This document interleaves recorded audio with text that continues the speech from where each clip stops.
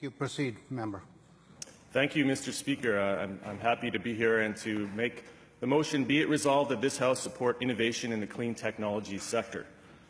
Imagine, if you will, walking into a warehouse, abuzz with activity. You're surrounded by metal equipment like nothing you've ever seen before, precisely manufactured to a thousandth of a centimeter. And on your left, you see this long cylindrical object. It's a piston designed to move at an exactly calibrated speed. And on your right, you see a massive futuristic-looking object designed to inject superheated plasma. The people in the room are some of the smartest minds in the world, and they've been conducting experiments over the last few years in preparation for building a machine that will demonstrate something the world has not yet been able to harness: fusion energy. This place exists today, right here in BC. The company is called General Fusion, and it's one example of the incredible innovation we're nurturing here in this province in the clean tech sector. There are over 270 clean tech companies in BC, and this represents 30% of Canada's clean tech sector, generating almost $3 billion in annual revenue. 7 of these companies were on the 2018 Global Cleantech Top 100 list, which represents the most innovative and promising ideas in clean tech in the world. And our government supports this sector in many different ways. We have an innovative clean energy fund, a $40 million partnership with the federal government to support the development of pre-commercialization of clean energy projects over 3 years.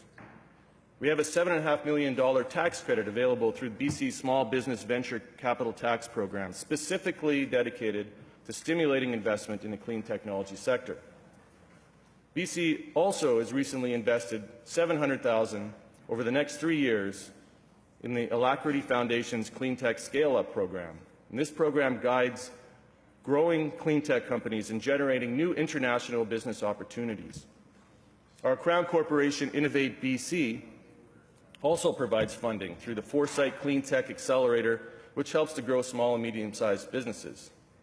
And there's also the Clean Growth Program announced in this year's budget, which directs a portion of BC's carbon tax paid by industry into incentives that help to encourage them to transition to cleaner operations and emission reductions. And we are creating over 500 new clean tech-related spaces at Simon Fraser University and the University of Northern BC. This is just a small sample of what our government is doing to help grow the clean tech sector, because we know that a robust clean tech sector is critical in helping us achieve our climate change goals.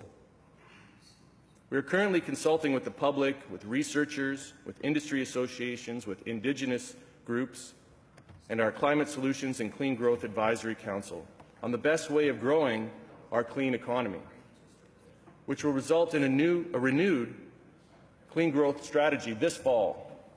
This growth will continue to produce some of the best-paying long-term and sustainable jobs, which will help us reduce carbon pollution and protect the environment for all British Columbians.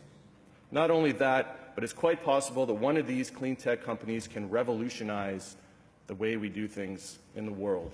I also took a tour of a company called Carbon Engineering in Squamish, and they're leading commercialization of a technology that captures carbon dioxide directly from the atmosphere, which then can be stored underground or converted into clean transportation fuels. And they are able to do this at a lower cost than any other existing technology.